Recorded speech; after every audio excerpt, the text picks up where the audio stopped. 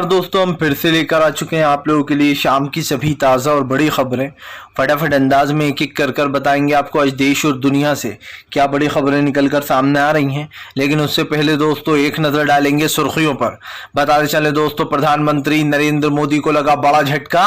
राहुल गांधी ने साधा निशाना, बोले इंडिया के आगे नहीं टिक पाएगी भाजपा की सरकार। वहीं पर अगली बड़ी खबर में हम आपको बताएंगे दोस्तों, बीजेपी को लग गया सदमा। जी हां, आपको बता दें विपक्ष ने चल दी चाल, अपने गठबंधन का नाम इंडिया रखकर बीजेपी को एक तरीके से चुनौती दे दी है कि इंडिया के सामने कोई भी पार्टी टिक नहीं पाती।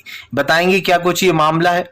वहीं पर अगली बड़ी खबर में हम आपको बताएंगे तेजस्वी यादव का बीजेपी के ऊपर बड़ा हमला, बोले देश के तमाम सेक्टरों को बीजेपी ने बेच दिया है। वहीं पर अगली बड़ी खबर में हम आपको बताएंगे ममता बनर्जी ने की राहुल गांधी की तारीफ, बोले मेरा फेवरेट है राहुल गांधी। सोनिया गांधी से भी की लंबी बात। बताएंगे आखिरकार ये समीकरण क्या इशारा दे रहा है। वहीं पर अगली बड़ी खबर में हम आपको बताएंगे दोस्तों, ओपी राजभर चिराग पासवान हुए एनडीए में शामिल।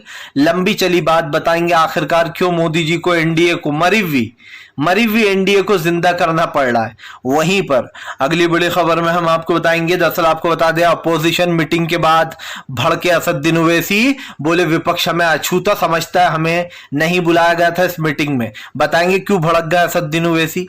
वहीं पर अगली बड़ी खबर में हम आपको बताएंगे दोस्तों, दरअसल आपको बता दें प्रधानमंत्री नरेंद्र मोदी के ऊपर अखिलेश यादव का तीखा हमला, बोले इस बार इंडिया के सामने बीजेपी के परखच्चे उड़ने वाले, केंद्र से बाहर होगी बीजेपी। वहीं पर अगली बड़ी खबर में हम आपको बताएंगे दोस्तों, राहुल गांधी के प्लेन में प्रॉब्लम होने के कारण मध्य प्रदेश में लैंडिंग हुई है। अब राहुल गांधी वापस दिल्ली लौट गए। बताएंगे प्लेन में क्या कुछ हो गया था। वहीं पर अगली बड़ी खबर में हम आपको बताएंगे दोस्तों, 21 जुलाई के दिन राहुल गांधी के केस की होगी सुनवाई। डीवाई चंद्रचूड़ फैसला करेंगे कि राहुल को राहत मिलेगी या फिर राहुल गांधी को जाना होगा जेल। बताएंगे आखिरकार क्यों राहुल गांधी को फंसाने के लिए बीजेपी ने पूरा षड्यंत्र रचा था। तो तमाम खबरें फटाफट अंदाज में देंगे, एक एक कर देंगे। फिलहाल फिर चलिए बढ़ते हैं सबसे पहली और सबसे बड़ी खबर की ओर। दरअसल दोस्तों आपको बताते चले, अपोजिशन मीटिंग के बाद भारतीय जनता पार्टी में मचा हड़कंप। सोनिया गांधी के दाव से बीजेपी हुई चारों खाने चित। दरअसल दोस्तों अपोजिशन ने मिलके एक ऐसा नाम तय कर लिया जिसके बाद बीजेपी में भगदड़ मच गई। भारतीय जनता पार्टी और गोदी मीडिया एक नाम उड़ा रहे थे बहुत दिनों से कि एनडीए वर्सेस पीडीए होगा, यानी कि विपक्ष की पार्टी का नाम पीडीए होगा। लेकिन दोस्तों पीडीए नहीं, विपक्ष ने एक ऐसा नाम रख लिया जिसके बाद भारतीय जनता पार्टी भी सकपका गई है। वो भी सोच में पड़ गई है कि अब इससे मुकाबला कैसे किया जाए। दरअसल विपक्ष ने, आपको पता ही है, अपने ग्रुप का नाम इंडिया रख लिया है। यानी जो ये अपोजिशन जो पार्टी बनी है, जो तमाम पार्टियां यूनिटी में आई हैं, इन्होंने अपने गठबंधन का नाम इंडिया रख लिया है। अब आप समझते हैं दोस्तों, इंडिया यानी कि हमारा भारत, इंडिया, और एक ऐसा नाम रख लिया है जो देश से जुड़ा हुआ है, जो देश के लोगों से जुड़ा हुआ है। इसके आगे बीजेपी तो क्या कोई भी नहीं टिक पाएगा। आपको बताते चले, राहुल गांधी ने कहा कि जब इंडिया और किसी की भी लड़ाई होती है तो ये आपको बताना जरूरी नहीं है कि जीत किसकी होती है।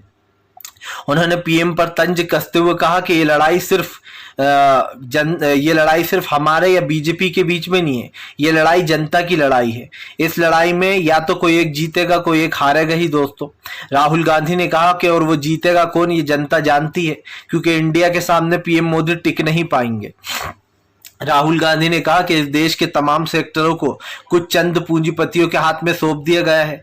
रेलवे स्टेशन, हवाई अड्डे, रोडवेज, तमाम जितनी भी चीजें, पॉलिसी, एलआईसी, बैंक, आपने देखा ही है दोस्तों पिछले कुछ सालों में अडानी के और अंबानी के वारे न्यारे हो गए हैं। इन लोग की संपत्तियां 10-10 गुना बढ़ गई हैं। आप समझिए, जो अडानी कभी 25 या 30 नंबर पर पड़ा था अमीरी की लिस्ट में, वो अचानक से 2 नंबर पर आ जाता है और उसके बाद वो नंबर 1 भी बन जाता है।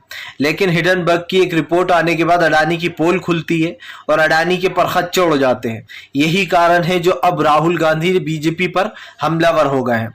चलिए बढ़ते हैं एक और अगली बिग ब्रेकिंग की तरफ। बता दोस्तों अगली जो बड़ी खबर निकल कर आ रही, प्रधानमंत्री नरेंद्र मोदी को लगने लगा है डर। जी हां, आपको बताते चले, विपक्ष के गठबंधन से बीजेपी में मची खलबली। दरअसल कल प्रधानमंत्री ने ऐसे ऐसे बयान दिए कि सुनकर आप भी हैरान हो जाएंगे। आपको लगेगा कि कहीं प्रधानमंत्री अपना ही बायोडेटा तो नहीं बता रहा है अपनी पार्टी का। क्योंकि ये सारे काम तो बीजेपी ऑलरेडी करती ही है। प्रधानमंत्री की एक बात सुनकर तो मुझे बहुत हंसी आई। मैं उनका भाषण सुनने के बाद लगभग 5 मिनट तक हंसता रहा। इसलिए हंसा क्योंकि प्रधानमंत्री कहते हैं कि कांग्रेस जो है वो जात पात फैलाती है, वो धर्म के बारे में फैलाती है, और यही नहीं, उन्होंने कहा कि ये 24 वाले 26 में एकजुट हो रहा है, ये सब के सब भ्रष्टाचारी हैं। आप समझिए कौन कह रहा है? ये वो प्रधानमंत्री कह रहा है जो देश में हिंदू मुसलमान की नई परिभाषा लिख रहा है। कभी ज्ञानव्यापी के ऊपर राजनीति करते हैं, मंदिर और मस्जिदों के ऊपर, कभी जो है यहाँ पर बाबरी मस्जिद और राम मंदिर के ऊपर राजनीति करने लगते हैं, तो कभी लव जिहाद ले आते हैं, तो कभी धर्मांतर कानून ले आते हैं। और उसमें भी आप समझिए उससे भी दिल नहीं भरता तो उसके बाद यूसीसी भी लाया जाता है, यानी कि यूनिफॉर्म सिविल कोड। अच्छा, इसमें अब मजे की बात यह है कि ये कहते हैं पूरे देश में एक कानून चलेगा। तो इनसे एक सवाल पूछना चाहिए कि भाई लव जिहाद की जो आप बात कर रहे हो, जिसमें आप कहते हो कि कोई मुस्लिम लड़का अगर हिंदू लड़की से शादी कर लेता है तो आपके हिसाब से वो लव जिहाद है। तो जब मुस्लिम लड़की किसी हिंदू लड़के से शादी कर लेती है उसको आप लोग लव जिहाद क्यों नहीं कहते?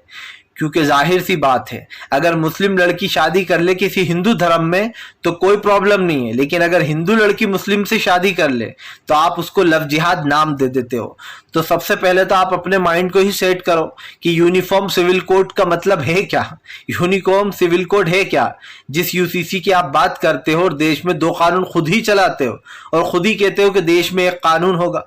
मुझे देखना यह है कि अगर यूनिफॉर्म सिविल कोड लागू भी हो जाए बाई चांस, वैसे तो होगा नहीं, लेकिन अगर बाई चांस कोई लागू भी हो जाए तो क्या बीजेपी लव जिहाद को एक ही, यानी कि एक ही नजरिए से देखेगी? अगर हिंदू लड़की किसी मुस्लिम से शादी करती है तो उसको तो लव जिहाद कहेंगे, लेकिन अगर मुस्लिम लड़की किसी हिंदू से शादी कर लेगी उसको भी लव जिहाद बोला जाएगा या फिर उसको नहीं बोला जाएगा? क्योंकि एक देश एक कानून की बात हमारे मानने प्रधानमंत्री ही कर रहे हैं फिलहाल। खैर चलिए बढ़ते हैं एक और अगली बिग ब्रेकिंग की तरफ। बता दोस्तों अगली जो बड़ी खबर निकल कर आ रही है, महबूबा मुफ्ती बीजेपी के ऊपर भड़की, बोले गांधी के देश में गोडसे वाले नारे नहीं चलने देंगे, इसलिए तमाम विपक्ष हुआ एकजुट। दरअसल आपको बताते चले दोस्तों, महबूबा मुफ्ती ने बीजेपी के खिलाफ मोर्चा खोल दिया है। महबूबा मुफ्ती का कहना है कि भारतीय जनता पार्टी देश के लोकतंत्र और डेमोक्रेसी को बर्बाद कर रही है। वो धीरे धीरे कर देश की सभ्यता और देश के जो विचारधारा है उस पर हमला कर रही है। दोस्तों किसी गाड़ी पर डेंट लग जाता है तो वो अजीब सी लगने लगती है, ऐसे ही आप समझिए अगर धर्म पर डेंट लग जाए, लोगों को भड़का दिया जाए एक दूसरे के खिलाफ, तो इस देश पर भी डेंट लग जाएगा और वो कोई चाहता नहीं है। जाहिर सी बात है दोस्तों, हम कभी भी आप लाइफ में देखना किसी की मदद करने से पहले ये नहीं सोचते कि वो किस धर्म का है, किस जात का है या फिर किस समाज का है। हम लोग अगर कोई परेशानी में होता है तो हम ये सोचते हैं कि हम इसकी हेल्प कर दें, क्योंकि जाहिर सी बात है दोस्तों, इंसानियत तो यही सिखाती है कि धर्म कोई सा भी हो आप हेल्प करना चाहिए आपको। लेकिन बीजेपी इस चीज को खत्म करना चाह रही है, बीजेपी यूनिटी को खत्म करना चाह रही है, बीजेपी देश की डेमोक्रेसी को बर्बाद करना चाह रही है। बीजेपी चाहती है कि हम पहले ये पूछे भैया तुम किस धर्म के हो, अगर तुम हमारे धर्म के तो हम तुम्हारी हेल्प करेंगे वरना नहीं करेंगे।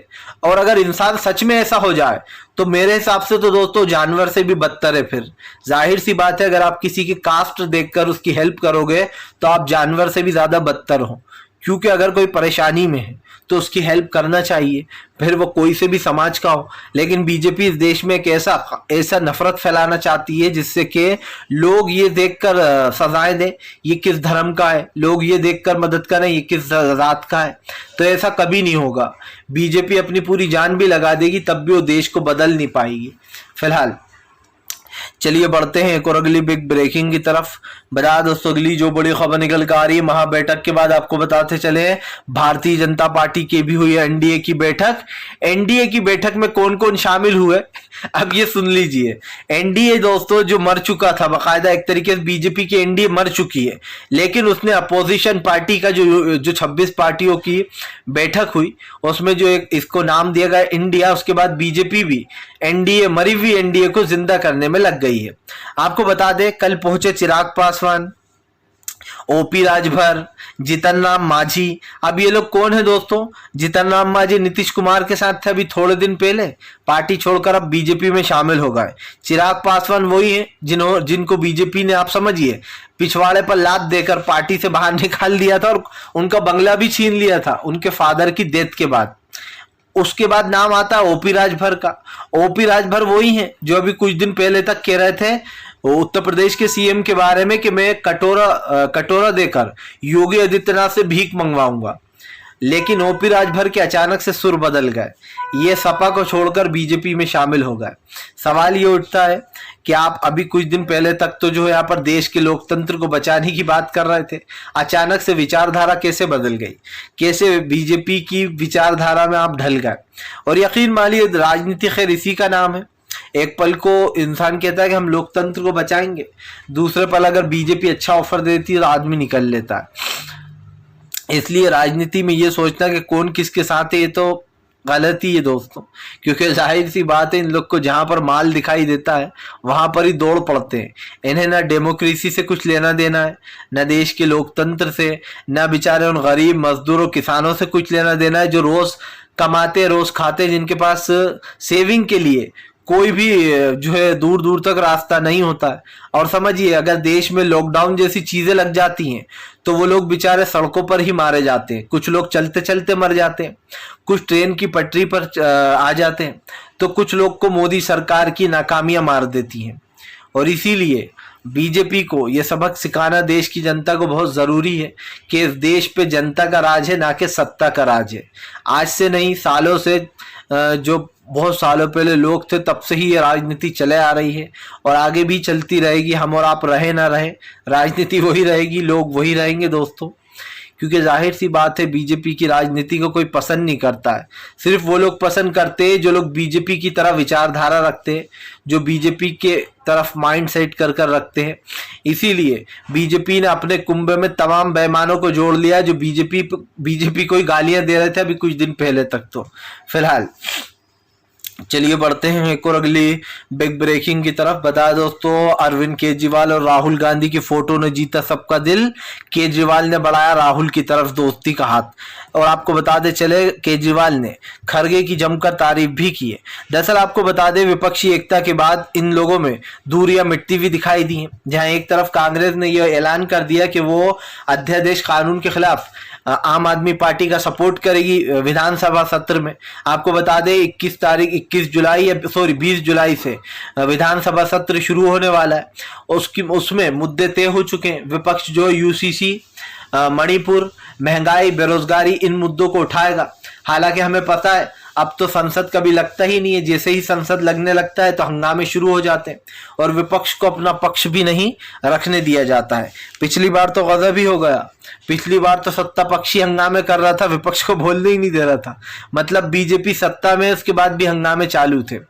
और राहुल गांधी को भी पिछली बार आपको याद होगा जब सेशन लगा था जो है यहाँ पर विधानसभा का, संसद का, तो यहाँ पर राहुल गांधी की सदस्यता रद्द कर दी गई थी ये कहकर कि उनको 2 साल की सजा हो गई है, इसलिए उन्हें बाहर निकालते हम। और इस वजह से भी नहीं, मेन राहुल गांधी के उस बयान पर हंगामा हो रहा था जो राहुल गांधी ने अमेरिका जाकर दिया था। राहुल गांधी ने अमेरिका जाकर कहा था कि हमारे देश के खास कर जो आज़ादी है, जो लोकतंत्र है, उसको बीजेपी ने ख़त्म कर दिया है। अब देश में कोई भी जो है यहाँ पर खुलकर बोल नहीं सकता है, पत्रकार लिख नहीं सकते हैं। इस तरीके की तमाम चीज़ें राहुल ने बोली थी और राहुल गांधी के सवाल पर बीजेपी ने उनको घेरा था। लेकिन सच्चाई सुनकर बीजेपी इतनी बौखला क्यों जाती है? ये वही बीजेपी है जो कोरन जाकर प्रधानमंत्री ने क्या कहा था सबने सुना था, तब तो किसी ने हंगामा नहीं मचाया क्योंकि प्रधानमंत्री देश की बुराई करके आए थे जब। फिलहाल ये साफ है। लेकिन आपको बता दें कल केजरीवाल ने राहुल गांधी से हाथ मिलाया। उन्होंने खरगे की तारीफ करते हुए कहा कि मल्लिकार्जुन खरगे जी और सिद्धरामैया जी को मैं धन्यवाद करता हूं कि उन्होंने इतनी अच्छी मीटिंग रखी यहाँ पर कर्नाटक में और तमाम लोग, तमाम विपक्ष एकजुट हुआ है। आपको बता दें नेक्स्ट मीटिंग महाराष्ट्र में रखी गई है। दरअसल महाराष्ट्र में इसलिए भी रखी गई है नेक्स्ट मीटिंग क्योंकि विपक्ष बता देना चाहता है बीजेपी को अपनी ताकत कि अब की बार विपक्ष के सामने बीजेपी कुछ कर नहीं पाएगी। और यकीन मानिए दोस्तों, बीजेपी को हारना तो तय ही है। भले ही सीटों का बंटवारा कितना भी हो, किसी को कितनी सीटें दी जाए, लेकिन एक बात समझ लीजिए आप, लोग एक चीज तो जानते ही हैं कि वोट हम कहीं भी देंगे, जाना ये वोट जो है यहाँ पर विपक्षी एकता को ही है, यानी कि इंडिया जो गठबंधन बना है इंडिया नाम का, इसी को जाएगा। तो लोग जाहिर सी बात है लोकसभा में खुलकर वोट करेंगे। सवाल वही है दोस्तों, एकजुट होकर वोट करना है। और अगर आप भी चाहते हैं कि इस देश से बीजेपी हट जाए तो जरूर वोट करिएगा। फिलहाल चलिए बढ़ते हैं एक और अगली बिग ब्रेकिंग की तरफ। बता दोस्तों अगली जो बड़ी खबर निकल कर आ रही है, असदुद्दीन ओवैसी का विपक्ष के ऊपर बड़ा हमला, बोले हमें अछूता मानता है विपक्ष। आपको बताते चले एमआई पार्टी को किसी ने नहीं बुलाया विपक्षी एकता में, क्योंकि माना जाता है कि मायावती और असदुद्दीन ओवैसी बीजेपी की बी टीम बनकर काम करते हैं और वो उन लोगों का फायदा कराते हैं। अब आपको बताते चले मायावती और ओवैसी तो उससे दूर रहे, लेकिन अब ओवैसी की भड़ास निकल गई है। ओवैसी ने भड़ास निकालते हुए कहा कि हमें भी विपक्ष की जरूरत नहीं है, हम अकेले ही बीजेपी का सामना करेंगे और हम देश को बचाने के लिए लड़ेंगे। लेकिन सवाल ये है कि जब कहीं पर भी ऐसा सीन आ जाता है जहां पर ओवैसी को चुनना होता है तो ओवैसी कांग्रेस की ज्यादा बुराई करते हैं, बीजेपी की कम करते हैं। मुझे असदुद्दीन ओवैसी का समझ में नहीं आता है। एक तरफ तो असदुद्दीन ओवैसी कहते हैं कि वो चाहते हैं कि बीजेपी सत्ता से चली जाए, दूसरी तरफ वो हर जगह वहां पर चुनाव जाकर लड़ते हैं जहां पर कांग्रेस को नुकसान हो, कभी सपा को नुकसान हो। हालांकि चलिए इन चीज को तो फिर भी एक बार इग्नोर कर देते हैं, उनका हक है, कहीं पर भी वो जाकर चुनाव लड़ सकते हैं क्योंकि सभी पार्टियां लड़ती हैं। लेकिन दोस्तों हमने एक चीज को नोटिस किया है कि असदुद्दीन ओवैसी बीजेपी की बुराई कम करते हैं, कांग्रेस की ज्यादा करते हैं। और इसका मेरे पास स्ट्रॉन्ग रीजन है दोस्तों। स्ट्रॉन्ग रीजन ये है कि ओवैसी अच्छे से जानते हैं कि जो मुस्लिम वोटर्स हैं, यानी कि जो मेमोरियंस वोटर्स हैं दोस्तों, वो कांग्रेस को वोट देते हैं और बीजेपी के पास तो मुश्किल से 10% होंगे या 5%। लेकिन दोस्तों इसीलिए ओवैसी जो है वो बीजेपी की बुराई कम करते हैं और कांग्रेस की ज्यादा करते हैं, क्योंकि उन्हें लालच है। उन्हें ये लालच है कि जो लोग कांग्रेस को वोट देते हैं, जो मुस्लिम व्यक्ति, वो मुझे वोट दे कांग्रेस की बुराई सुन सुनकर। लेकिन इस देश की जनता भी बहुत तेज है, उसको पता है कि क्या करना है और क्या नहीं करना है। चलिए बढ़ते हैं एक और अगली बिग ब्रेकिंग की तरफ। बता दोस्तों अगली जो बड़ी खबर निकल कर आ रही है, आपको बताते चले दोस्तों, भारतीय जनता पार्टी के ऊपर जमकर गरजते हुए नजर आए जो है यहाँ पर अखिलेश यादव। बोले बीजेपी को सत्ता हारने का डर सता रहा है। आपको बताते चले अपोजिशन मीटिंग की बात, तमाम विपक्ष का इंटरव्यू लिया गया, एक एक कर सबने जो यहाँ पर बीजेपी के खिलाफ मोर्चा खोल दिया। अखिलेश यादव ने कहा कि फिलहाल उत्तर प्रदेश में इस बार बीजेपी को पूरी 80 सीटें हराएंगे और हम 80 सीटें जीतेंगे। दरअसल दोस्तों उत्तर प्रदेश और बिहार दो बड़े राज्य हैं, इन दोनों राज्यों से खेल शुरू होने वाला है। हालांकि अभी 5 राज्यों के विधानसभा चुनाव है और उसके बाद 2024 में जो है लोकसभा आएगा और लोकसभा में ये तय हो जाएगा कि इस बार सत्ता पर किसका काबिज होगा। इस बार देश की जनता पर राज विपक्ष करेगा या फिर बीजेपी करेगी। और यकीन मानिए बीजेपी के तो चांस खैर कहीं से है ही नहीं जीतने के। इसलिए नहीं है दोस्तों कि अगर 5 साल हुए होते, एक बार सरकार में होते मोदी जी, तो शायद फिर भी मैं कह सकता था कि हाँ बीजेपी जीत जाएगी, क्योंकि लोग दोबारा चांस दे देते हैं। लेकिन 2 बार जिताने के बाद तीसरी बार नामुमकिन। इसलिए नामुमकिन कि अगर आपने सच में 10 साल में कुछ किया होता, अगर आपने महंगाई कम की होती, गरीबी कम की होती, शायद जनता आपको वोट देती। लेकिन आपने किया कुछ उल्टा, महंगाई, गरीबी और बेरोजगारी जैसी चीज़ों को और बढ़ावा दिया। और यकीन मानिए दोस्तों ये चीज़ें लगातार बढ़ती ही गई। इसीलिए कहीं ना कहीं अब भारतीय जनता पार्टी इस गेम में फेल हो चुकी है। वो इस बार जनता को कोई भी पपलू दे, कोई भी कुछ भी बोल दे, लेकिन इस बार जनता बीजेपी को तो वोट नहीं देने वाली। इसलिए भी नहीं देने वाली दोस्तों क्योंकि जनता अच्छे से जानती है कि भारतीय जनता पार्टी ने सिर्फ देश का नुकसान किया है, इसके अलावा और कुछ नहीं किया है। किसान कानून लाई, मैं NRC CAA में जनता न जाने कितने लोग मारे गए, किसान कानून में मारे गए। फिलहाल दोस्तों हम तो यही कहेंगे कि अगर आपको हमारा वीडियो अच्छा लगे तो इसको लाइक कीजिए, चैनल पे अगर आप पहली बार आए तो सब्सक्राइब ज़रूर कीजिए।